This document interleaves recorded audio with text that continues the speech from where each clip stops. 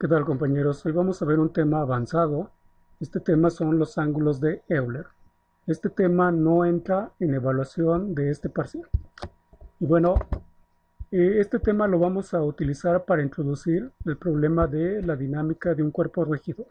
O en otras palabras, estudiar el movimiento de un cuerpo sólido.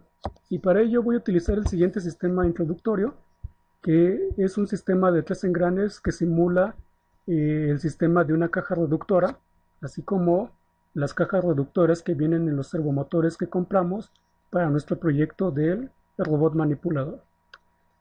Entonces, por ejemplo, si yo quiero estudiar la dinámica de este engrane, pues como en todos los problemas de mecánica, tengo que asignarle un sistema de referencia a este engrane. Entonces, por ejemplo, asignando este sistema de referencia, donde este es el eje Z, este es el eje X y este es el eje Y, yo puedo empezar a estudiar la dinámica de este engrane azul nada más, ¿no? Acuérdense, en los problemas de mecánica, depende de dónde pongan el origen de su sistema de referencia, ese problema de mecánica se les puede facilitar o se les puede complicar, ¿no? Bueno, regresando aquí a este ejemplo, noten que yo puedo asignar un vector de posición a cada uno de los engranes. Por ejemplo, asigno un vector de posición a uno de estos engranes.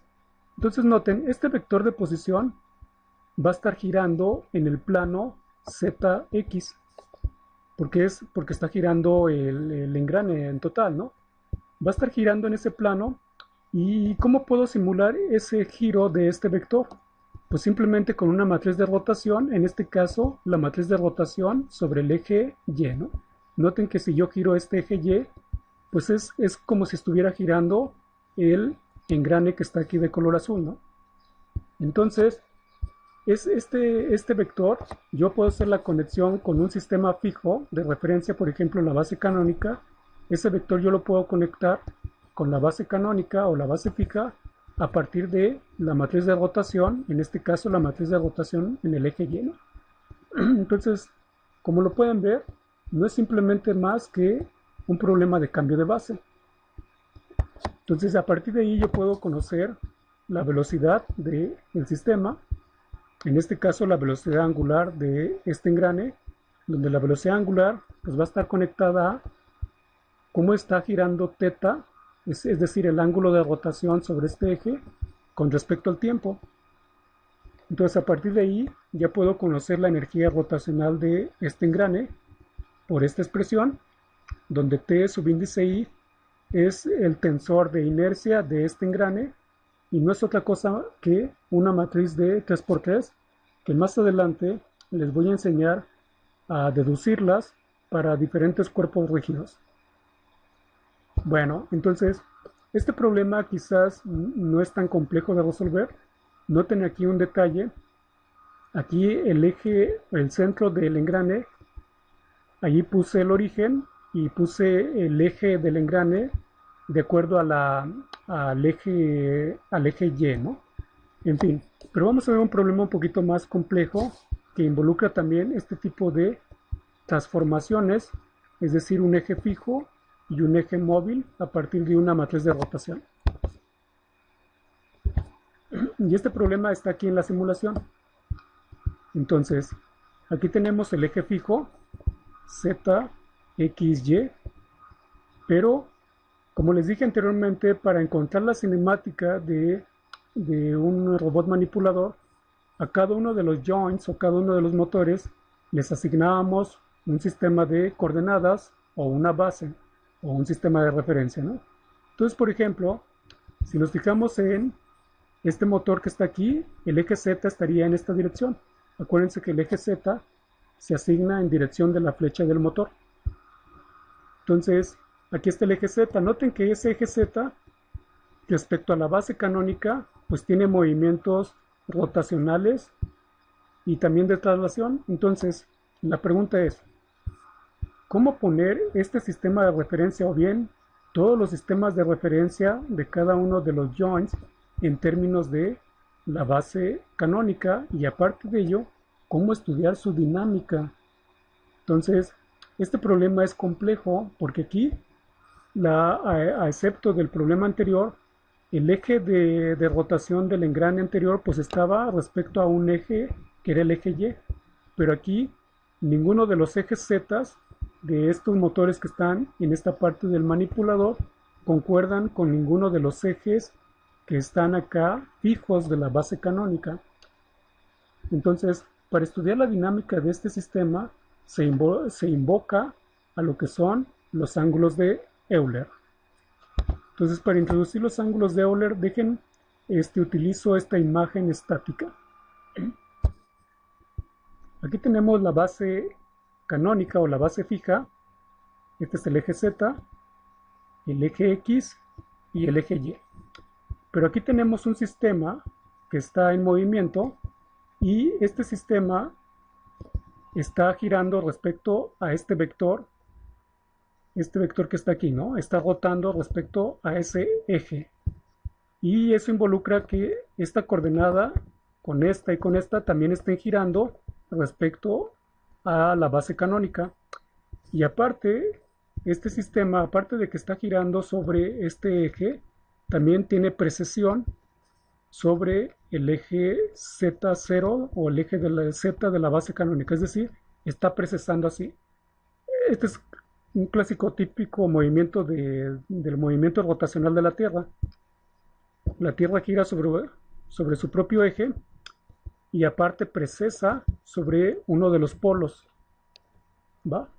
Bueno, entonces, ¿cómo estudiar la dinámica de este cuerpo en términos de la base canónica? Entonces, el planteamiento del problema es relativamente fácil. Tenemos el cuerpo móvil, tenemos el sistema fijo de referencia. Entonces, el único problema aquí es encontrar las matrices de rotación, que sería esta la conexión, para conectar este objeto en términos de la base canónica. Y bueno, para este tipo de problemas, esas matrices de rotación están dadas por la matriz de rotación de Euler, que esa matriz de rotación de Euler tiene los ángulos de Euler incluidos ahí, ¿no? Y ahorita se los voy a presentar. Ahora, si este sistema que está aparte rotando se estuviera desplazando, es decir, imagínense un trompo, ¿no? Está el trompo girando y aparte se está moviendo, es decir, se está desplazando. Entonces, para estudiar su dinámica respecto a la base canónica, lo que hay que hacer es a las matrices de rotación que aparecen aquí, multiplicar por las matrices de traslación, ¿no? Las que se están trasladando, etcétera, ¿no? Ahora, ¿por qué todo estudiarlo en términos de la base canónica? Más adelante les voy a dar la respuesta. Entonces, para estudiar ese tipo de dinámica o resolver ese tipo de problemas, dijo Euler lo siguiente: únicamente necesitamos 3 coordenadas angulares para estudiar este tipo de problemas. Y aquí voy a mostrar la simulación para que vean más o menos cómo está el planteamiento de Euler. Entonces Euler dijo, ok, roten el eje Z0 de la base canónica y eso les va a dar otro sistema de coordenadas. Ahora roten el eje X1 que está aquí y ahora roten el eje Z1 que quedó acá, y esos ángulos que rotaron, esos son los ángulos de Euler para estudiar todas las dinámicas de cuerpos rígidos que no se están desplazando. Nuevamente, desplazamos psi grados, rotamos, perdón, psi grados el eje Z0 y luego rotamos el eje X1 teta grados. Entonces aquí está el eje X1, es el que surge de la rotación de este eje Z0, psi grados. Luego rotamos este eje X1 teta grados y este nuevo sistema de coordenadas al eje Z1 lo rotamos phi grados, y esos 3 ángulos son los ángulos de Euler. Y sabiendo los valores de esos ángulos de Euler o la variación de esos ángulos de Euler, podemos estudiar problemas como el que puse anteriormente. Otro detalle, este eje X1 que surgió al momento de rotar el eje Z0, es decir, este eje X1, el que está aquí, a este eje o esta línea que pasa sobre este eje le llaman la línea de nodos. Esta línea de nodos es muy útil para determinar los parámetros de Euler. Ojo, los parámetros de Euler están asociados con los ángulos de Euler, pero son términos diferentes. Sin embargo, su deducción es muy fácil. Entonces, en resumen, la primera rotación se hace sobre el eje Z0 ciertos ángulos, y entonces la conexión del nuevo sistema de coordenadas rotado con el sistema de coordenadas anterior está dada por esta matriz de rotación. La segunda rotación, que es sobre este nuevo eje X, que son θ grados, está dada o está representada por esta figura, y entonces la conexión entre el nuevo sistema de coordenadas y el viejo sistema de coordenadas está dada por esta expresión, donde esta es la matriz de rotación. Y la tercera rotación es sobre este eje, y entonces la conexión del antiguo sistema de coordenadas con el nuevo sistema de coordenadas está dada por esta expresión, donde esta es la matriz de rotación asociado a ese problema. Y bueno, en resumen, la multiplicación de esas matrices de rotación me da la matriz de Euler, que contiene a los ángulos de Euler. Entonces, si nosotros sabemos el valor de esos ángulos respecto a un sistema que está girando, nosotros podemos ya hacer una conexión entre la base canónica y el sistema que está girando.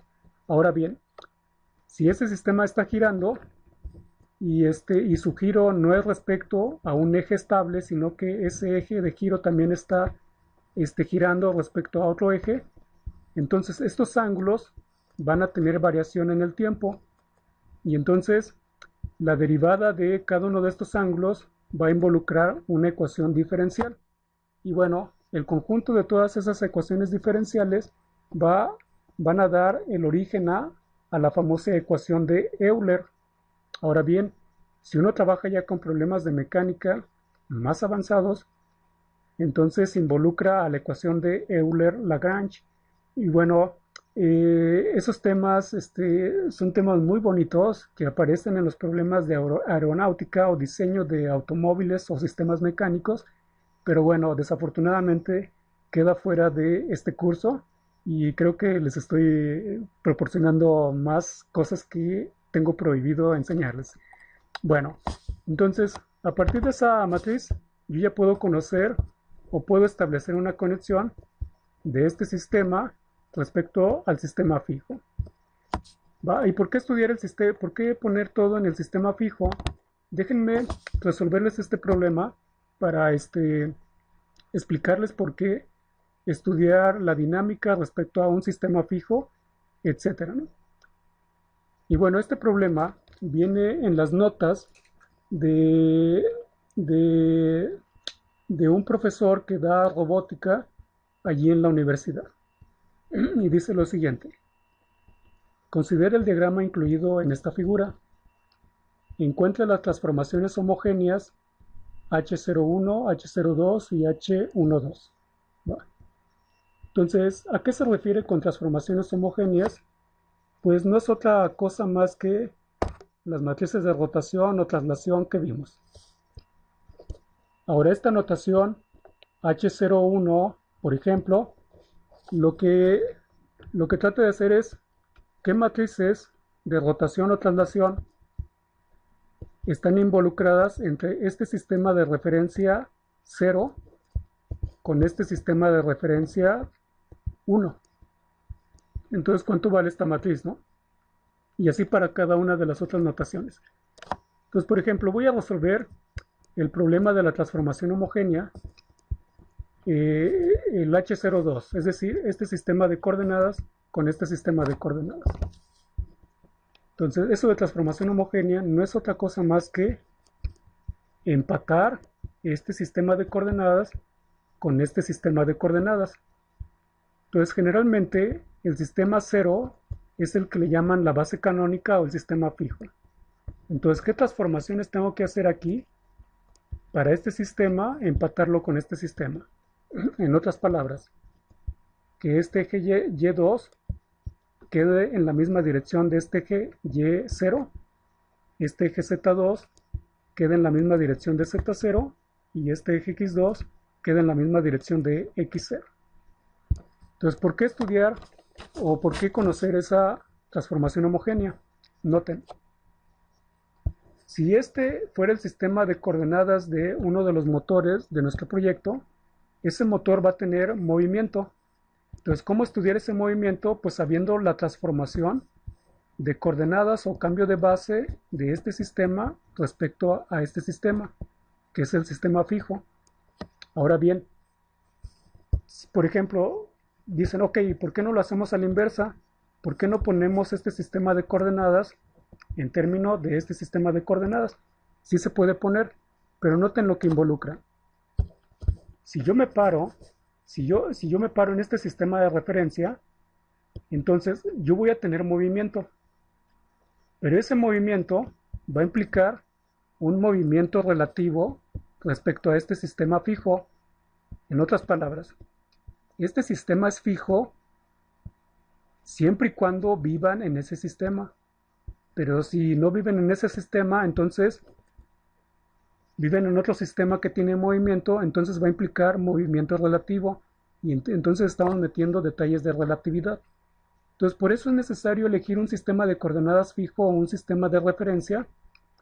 Para todos los demás sistemas, ponerlos en términos del sistema de referencia. Y entonces ahí les estoy dando ya una respuesta de por qué escribir todos los movimientos de un objeto o varios objetos en términos de un sistema fijo o de un sistema de referencia. Sin embargo, hay otras utilidades y en otros problemas a veces es conveniente trabajar en el sistema móvil en vez del sistema fijo de referencia. Pero bueno, esos son conceptos más avanzados. Entonces, regresando aquí al problema, noten lo primero. Voy a hacer una traslación en el eje X2 para empatar este origen con este origen. Y esta traslación va a ser de 2.5 unidades, porque el problema pues, nos pone esa medida. Entonces, haciendo esa traslación, todo este sistema lo trasladé 2.5 unidades. Es decir, ahora este eje X2 quedaría aquí, el eje Y, Z2 quedaría acá, y el eje Y2 quedaría empatado con el eje Z0. Ahora, para poder, por ejemplo, empatar el eje Y2 con el eje Y0, pues voy a hacer una rotación sobre este eje Z2. Y esa rotación sería una rotación en Z de pi medios.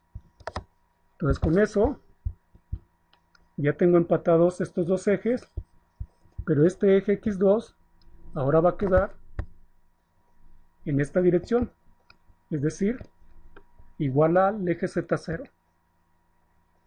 Pero entonces ahora quiero empatar este eje X2 con X0 y Z2 con Z0. Y eso se puede hacer haciendo una rotación en Y0 o en Y2 de menos pi medios. ¿Por qué menos pi medios? Porque ahora el giro va en contra de las manecillas del reloj, es decir, va a favor de las manecillas del reloj, es decir, va en este giro. Entonces ahí tengo que hacer una rotación en Y de menos pi medios. Y entonces ya tengo listo el problema, es decir, ya empaté este sistema de referencia con este sistema de referencia. Y entonces la transformación de cualquier vector en este sistema de referencia respecto a este sistema de referencia está dado por la multiplicación de estas matrices. Y esa es la transformación H02. Ahora, si yo quiero estudiar la dinámica desde este sistema de referencia, pues como ya tengo estas matrices de rotación, bueno, ya tengo el producto de estas matrices, le saco la inversa a esta matriz y entonces ya tendría la transformación 2,0. es decir, estudiar el movimiento, la dinámica desde acá, ¿no? Entonces, así ya puedo hacer las conexiones. Al otro detalle, estas matrices de rotación, su determinante es más menos uno, es decir, las matrices de rotación pertenecen a una familia muy especial de teoría de grupos, que es el subgrupo ortogonal tras uno. Pero bueno, no me voy a meter en esos detalles porque luego me voy a emocionar y voy a poner puros tecnicismos que pueden quedar fuera de lugar del propósito de este curso.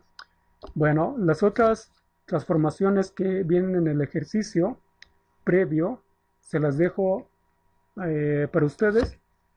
Tiene esas transformaciones, si me dan la secuencia correcta de la transformación, van a tener participaciones extras. Bueno, no les digo cuántas participaciones, pero sí son varias.